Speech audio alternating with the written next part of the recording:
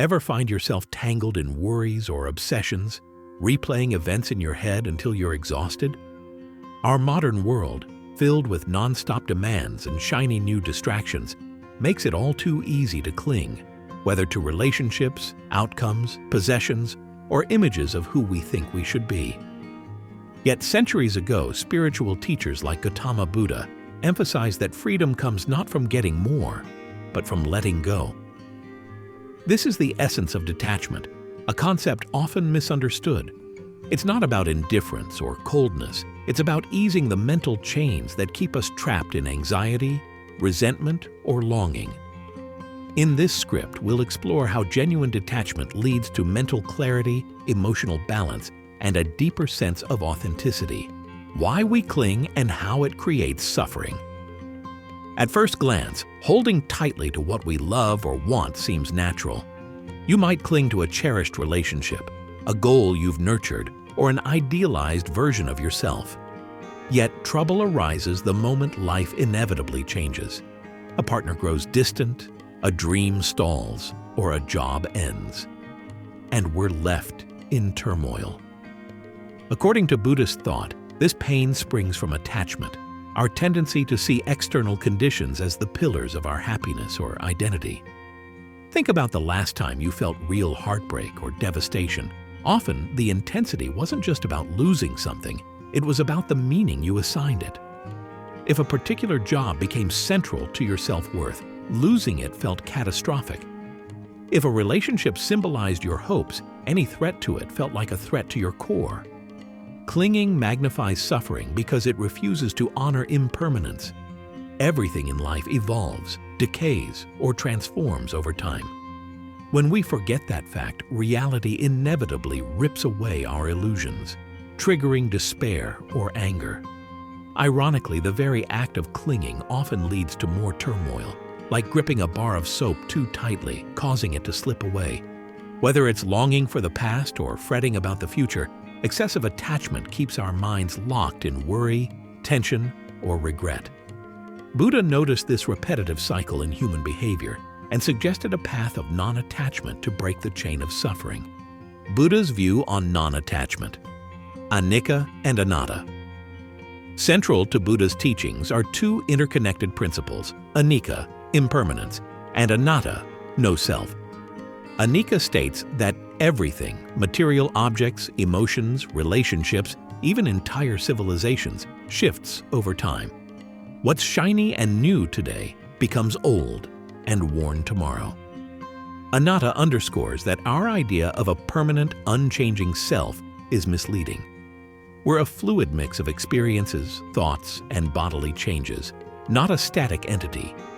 When you see the world through these lenses, clinging appears less tenable. For instance, if you view your career success as your core identity, you ignore the fluid nature of work roles and personal evolution. By contrast, acknowledging impermanence and the changing self can reduce the desperation to hold on. You still experience love, ambition, and excitement, but you do so with the understanding that these states evolve. Non-attachment doesn't mean you can't enjoy life. Rather, it means engaging wholeheartedly without the frantic need to lock anything in place. A job can be satisfying, but if it ends, you adapt. A relationship can be deeply valued, but if it shifts, you recenter and move forward. This perspective fosters agility. You're present and committed, yet you won't collapse when change inevitably arrives. Buddha himself lived this principle, calmly accepting transitions while remaining compassionate toward himself and others. Common misconceptions about detachment.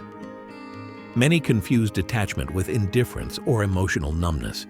They fear becoming a stone-cold person who doesn't care about loved ones or ambitions. However, Buddhist detachment, sometimes termed non-attachment, is not about shutting down your capacity for feeling. Instead, it's a practice of respecting the flow of life rather than desperately clinging to fixed states or outcomes. Picture a musician deeply engrossed in playing a piece. They're fully committed to each note, yet they're not devastated if the performance must end. They don't try to hold that moment forever. They appreciate it as it is. Non-attachment works similarly. You invest your passion in what you do, but you don't tie your identity or long-term well-being to the fate of that endeavor. Another misconception is that detachment hinders responsibility. On the contrary, healthy detachment can enhance accountability by freeing you to act from clarity instead of fear or compulsion. For example, if you're not entangled in ego battles at work, you can focus on solutions that benefit the team, not your self-image. Detachment liberates resources for empathy, strategic thinking, and genuine care. The emotional freedom detachment offers. When you let go of the need for permanence, your mind gradually relaxes. Imagine how often you've wasted energy ruminating over what you might lose, or lamenting what you once had. Detachment doesn't erase sadness or frustration entirely, but it dulls their intensity by reminding you that change is the norm, not a betrayal of some cosmic script. This emotional freedom creates space for more authentic living. Suppose you're traveling with friends. Instead of obsessing over capturing the perfect photo to preserve the moment forever, you engage wholeheartedly, trusting the memory will evolve naturally. Or think about a creative project. Non-attachment lets you pour creativity into it without the crippling anxiety of, will people love this forever? You're free to enjoy the process and share it, unconcerned with universal approval or indefinite success. Moreover, detachment aids in conflict resolution. When your identity isn't hooked onto winning or proving you're right, you can approach disagreements with genuine curiosity and compromise. This shift from insecure reactivity to calm self-assuredness fosters relationships based on respect and mutual growth rather than power struggles. Buddha saw this transformation as key. Emotional bondage lessens. Compassion grows. Practical steps to cultivate detachment. While Buddha's teachings on non-attachment run deep, there are straightforward ways to apply them in your hectic life. One starting point is mindful meditation, dedicating a few minutes daily to observing your breath or bodily sensations. Each time you catch your mind drifting into longing or aversion, gently bring it back, reinforcing the notion that thoughts and feelings come and go. Another useful method is labeling emotions. When anxiety or anger arises, simply note anxiety or anger, rather than letting it consume you. Likewise, picking one minor attachment, like a surplus possession or a stubborn routine, and consciously letting it go can illustrate how easily you can adapt once you decide to release. Reflecting on impermanence helps too. Recall how past circumstances you once thought permanent have shifted, reminding yourself that all conditions evolve. Finally, approach both yourself and others with compassion, understanding that everyone struggles with clinging. By merging these practices, meditation, emotional awareness, small acts of letting go, reminders of change and kindness, you gradually loosen the grip of attachment. The benefits don't appear overnight, but each moment of intentional detachment nurtures mental clarity and resilience, allowing you to move through life's ups and downs with greater poise. Detachment and boundaries. Being true to yourself. Detachment doesn't mean letting others walk over you. It actually supports clear boundaries, because you're not entangled in the fear of losing approval or belonging. When you're detached, you can say no or voice concerns without guilt or anger, overshadowing your communication. Sometimes people conflate caring with clinging, thinking if they're not heavily invested in outcomes, they're irresponsible or unloving. Yet real love or responsibility flourishes when it's free from incessant worry. For example, if you care deeply for a friend grappling with addiction, detachment helps you offer support without trying to micromanage their every choice. It respects their journey while shielding your emotional well-being. In relationships, non-attachment also means respecting individuality. If a partner wants to explore new interests, you don't stifle them out of fear. This approach fosters mutual growth rather than resentment. By valuing each person's evolving path, you maintain a healthier dynamic. Boundaries become natural expressions of self-respect, not defensive walls. Thus, detachment nurtures relationships where honesty and personal evolution take precedence over clinging to static roles or illusions. Making detachment. a way of life. Deepening detachment involves weaving mindful awareness into every corner of daily life, not just in occasional meditation sessions. You might schedule small awareness breaks throughout the day, pausing to observe if you're gripping an expectation or resisting a situation. Ask yourself, am I clinging here? What would letting go look like? Over time, these inquiries become second nature, reminding you to loosen your mental clutch. Simultaneously, cultivate trust in the unfolding of life. This doesn't imply passivity. You still act on responsibilities, but you no longer attach your self-worth to rigid outcomes or timelines. If you're building a business or raising children, you plan diligently, yet remain open to the reality that plans may shift. This mindset fosters resilience, because when a strategy fails or a child chooses a different path, you adapt without losing your balance. Engaging in community or Sangha support also enriches this journey. People who share Buddhist-inspired values can offer mutual encouragement, compare experiences, and keep each other accountable for mindful living. Detachment grows in an environment that respects introspection, acceptance, and compassion. Ultimately, you discover that letting go isn't about losing. It's about discovering your innate capacity to greet life with openness, resourcefulness, and an unfettered heart. Learning the power of detachment is an ongoing adventure, one that transforms how you work, love, and navigate life's flux. By embracing Buddha's core insights on impermanence and mindful release, you'll find new depth in relationships, more clarity in decisions, and less anxiety when outcomes shift. Which of these ideas resonates most with you right now? Feel free to share your thoughts in the comments. And if this exploration has sparked insights, like, share, and subscribe to our YouTube channel, Monk Mindset, for further guidance on living with ease, integrity, and emotional freedom. May your journey reveal the calm at your core. Have you ever stopped and asked yourself, what am I really meant to do in this life? Maybe you feel lost, like you're drifting from one thing to the next without real direction. You're not alone. Many people spend their whole lives chasing success, approval, or comfort, only to realize they still feel empty inside. But what if the key isn't found outside at all? What if your purpose has been within you all along, waiting to be uncovered?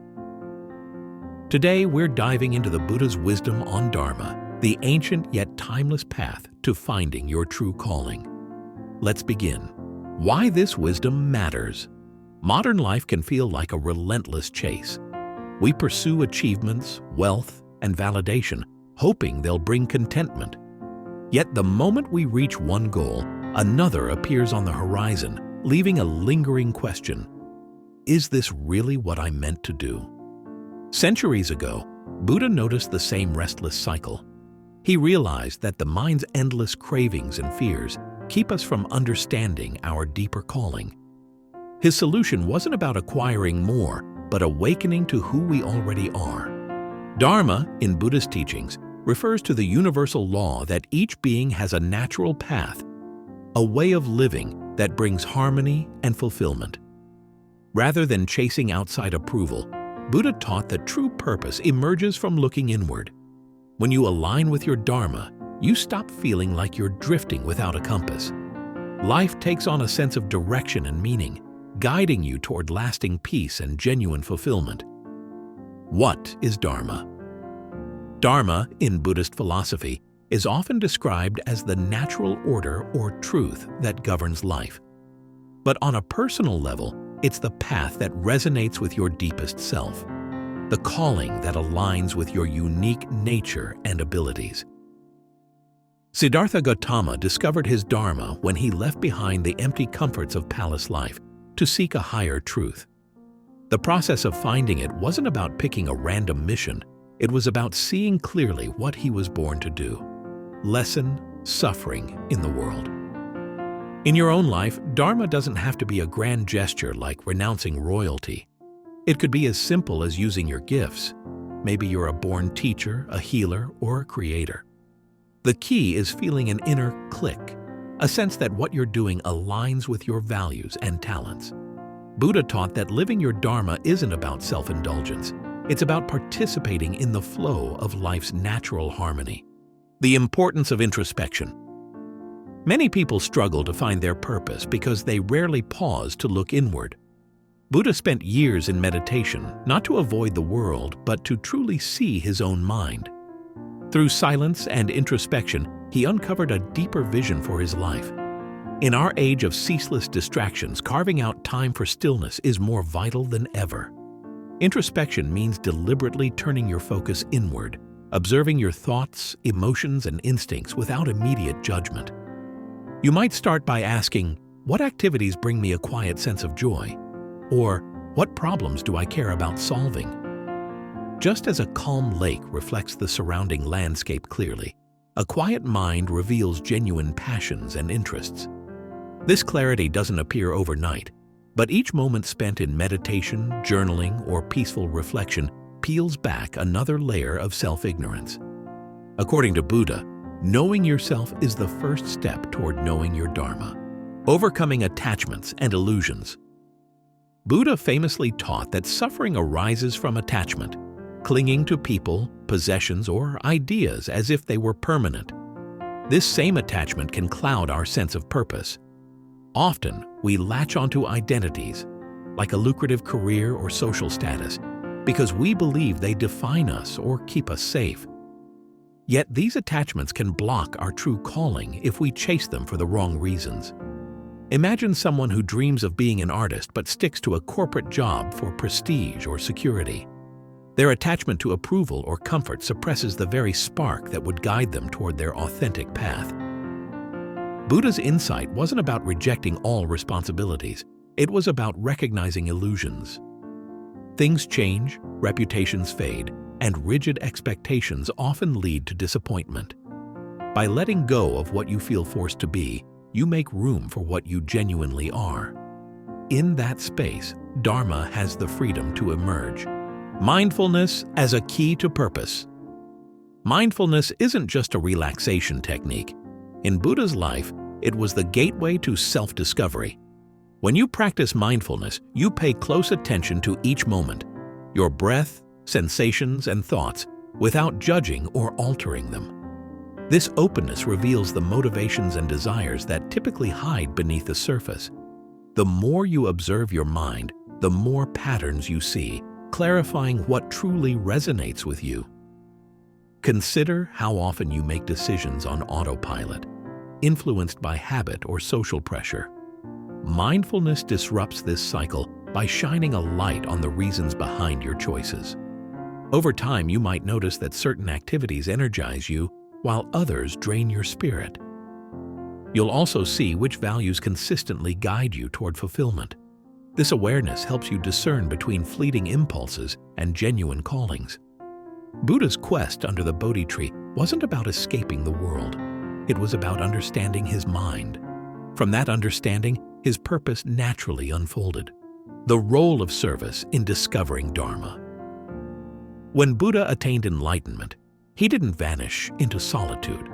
Instead, he spent the rest of his life teaching and helping others. His compassion was woven into his Dharma. This illustrates a powerful truth. Your purpose often intersects with benefiting others. Not because self-sacrifice is required, but because we thrive in community and find deeper meaning through service. Think of someone whose natural talent is cooking. If they keep it to themselves, it remains just a skill. But if they share it, nourishing friends or running a small eatery, they transform cooking into something purposeful. By alleviating hunger or simply bringing people joy, they're living their Dharma. Buddha taught that the highest calling involves a harmony between your gifts and the world's needs. Service helps ensure you're not just chasing personal gratification. Instead, you connect with humanity, experiencing a sense of unity that can't be replicated by purely self-centered goals. Embracing impermanence to find direction. A crucial Buddhist teaching is impermanence, the reality that everything changes. How does this help in finding your purpose? It reminds you that waiting for the perfect time is an illusion. Conditions will never be flawlessly stable. and your interests or circumstances might shift over time. Buddha observed that people often postpone living in alignment with their deeper truths because they're stuck in someday thinking.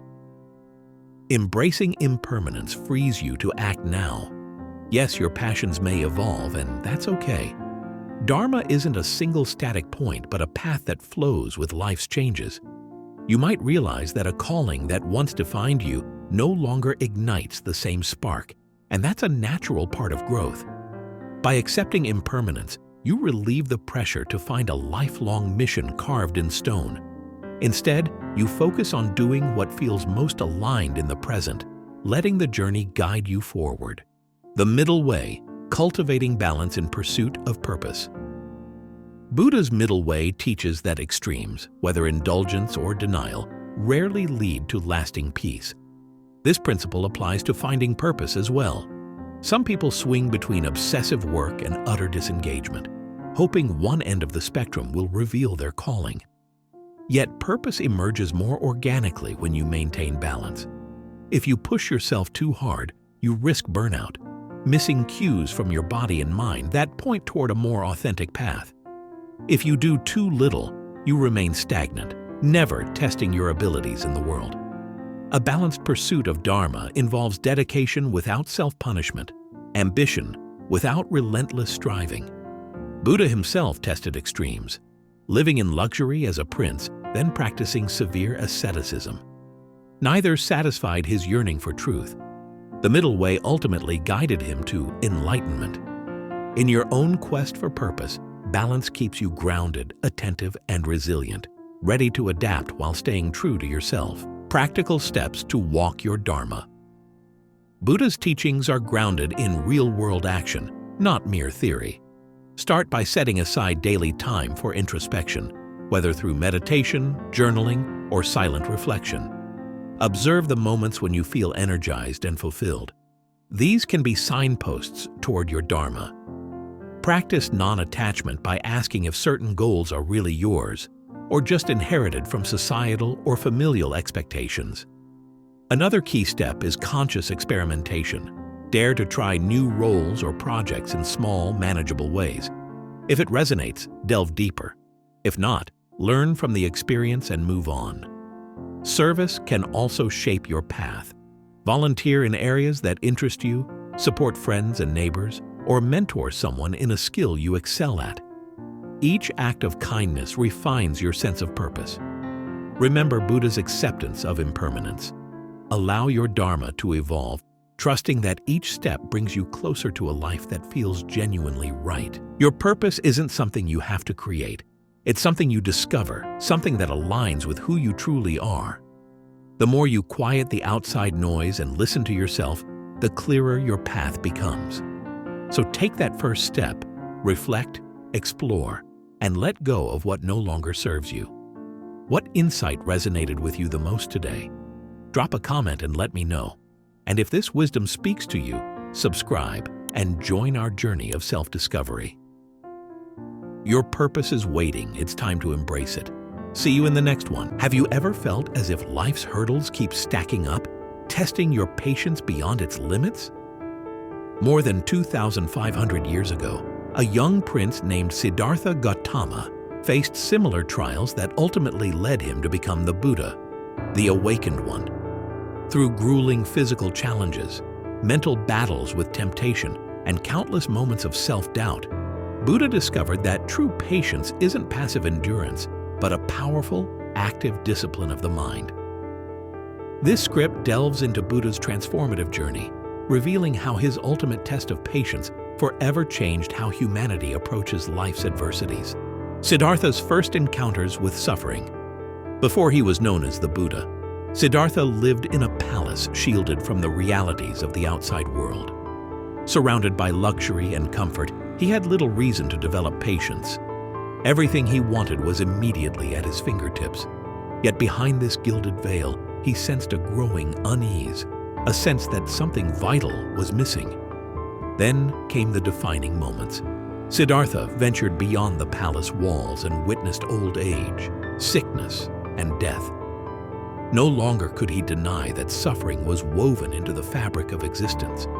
This realization lit a fuse of restlessness in Siddhartha's heart. The controlled environment he'd known now felt like an illusion. How could he stand by knowing others endured pain while he lounged in splendor? His decision to leave the palace wasn't born from rebellion alone. It was a deep calling to confront the universal problem of suffering. For the first time, Siddhartha had to exercise patience in a new form, the patience to walk away from privilege, accept uncertainty, and embrace the unknown. Through these earliest encounters with reality, he began forming the foundations of the immense fortitude and calm that would later define him as the Buddha, the spark that led to the search for truth. Driven by compassion and existential curiosity, Siddhartha set out on a quest to find an end to suffering. Yet this mission wasn't as simple as mastering a skill or memorizing scriptures. It required reshaping his entire perspective on life. He studied under ascetics who believed that punishing the body, starving it, depriving it of sleep, subjecting it to extreme conditions, could conquer the mind's cravings. Though Siddhartha followed these practices zealously for years, he realized that mere physical trials weren't enough to quell the deeper unrest within. Here, patience took on a new meaning. He had to endure the frustration of hitting dead ends, the disillusionment of discovering that rigorous asceticism only left him weak and no closer to ultimate truth. Over time, he found that an unbalanced approach, either indulgence or harsh deprivation, distracted him from the real work.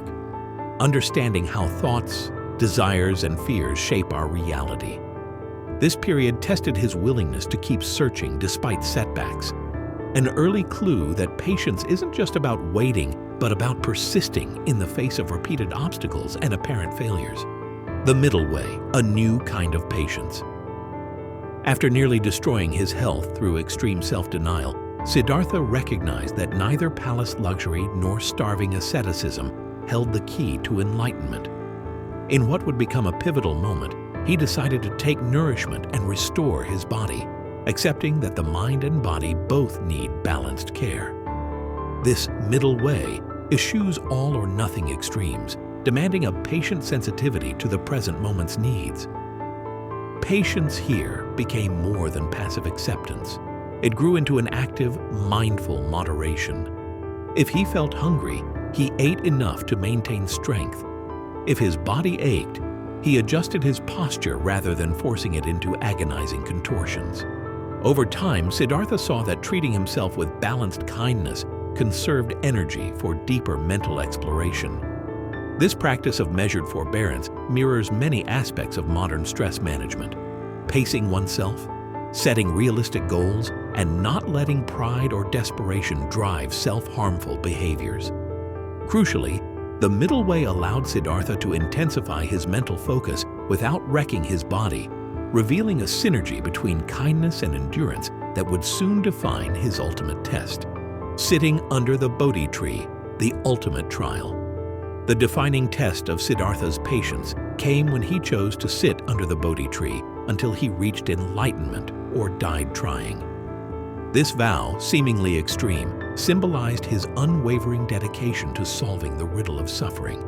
But it wasn't just the physical act of sitting, it was an inner battle, his mind bombarded by temptations, fears, and profound doubts.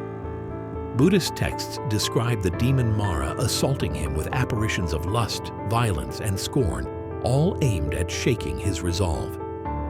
In the face of these mental storms, Siddhartha didn't engage in an epic struggle. Instead, he remained quietly rooted, observing each vision without succumbing to panic or desire.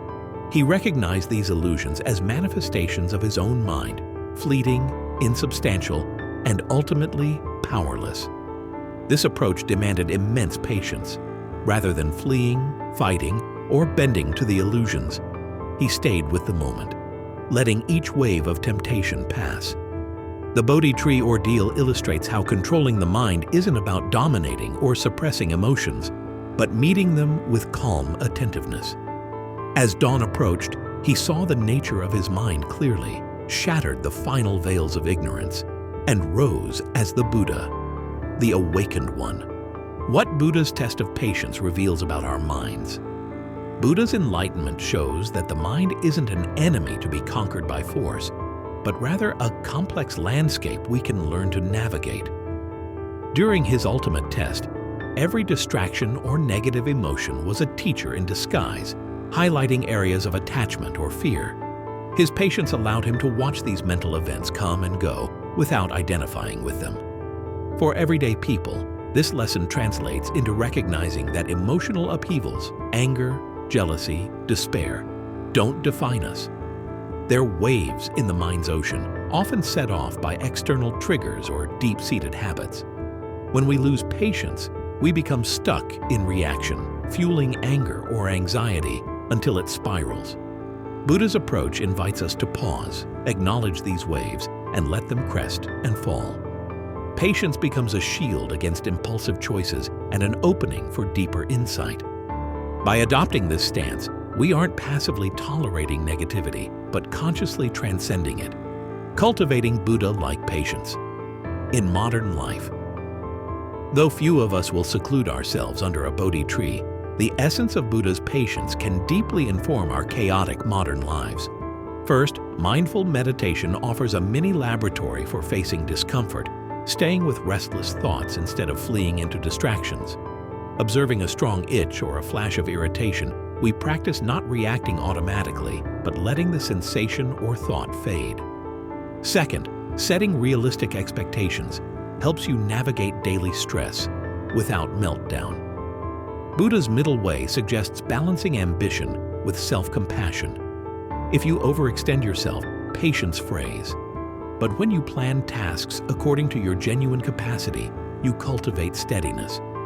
Third, embracing uncertainty fosters patience under life's shifting circumstances. Job changes, health issues, relationship transitions. Buddha recognized that no condition remains static forever, so fighting every inevitable change only fans suffering. Accepting that flux is normal nurtures the mental pliability to handle what arises. Lastly, practice compassion, both for yourself and others. When colleagues or loved ones test your patience, see them through a lens of empathy, recalling your own struggles with fear or pride. This perspective shifts your focus from judgment to understanding, deflating heated emotional charges. Over time, these practices root patience in your habits, turning ordinary frustrations, traffic jams, disagreements, annoying phone calls into opportunities for mindful growth. Practical exercises to build patience. If you're eager to follow Buddha's footsteps in conquering impatience, try weaving a few practical exercises into your daily routine. One approach is the daily pause, where you pick an everyday task, such as brushing your teeth or making coffee, and do it at half your usual speed, noticing any restlessness that arises.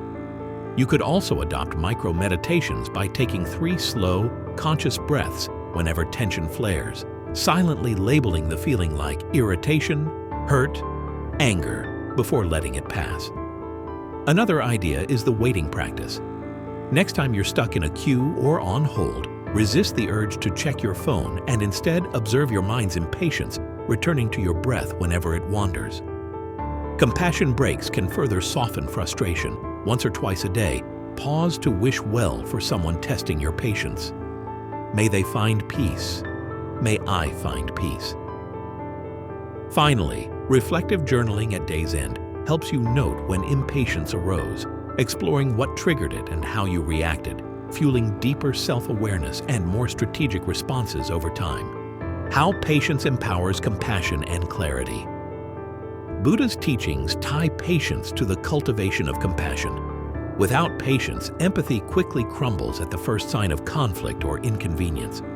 But when your reservoir of patience runs deep, you can respond to others' struggles without succumbing to frustration or judgment. This synergy fortifies relationships. Co-workers, family, or even strangers sense your steady presence, encouraging trust and open dialogue. Patience also clarifies thinking.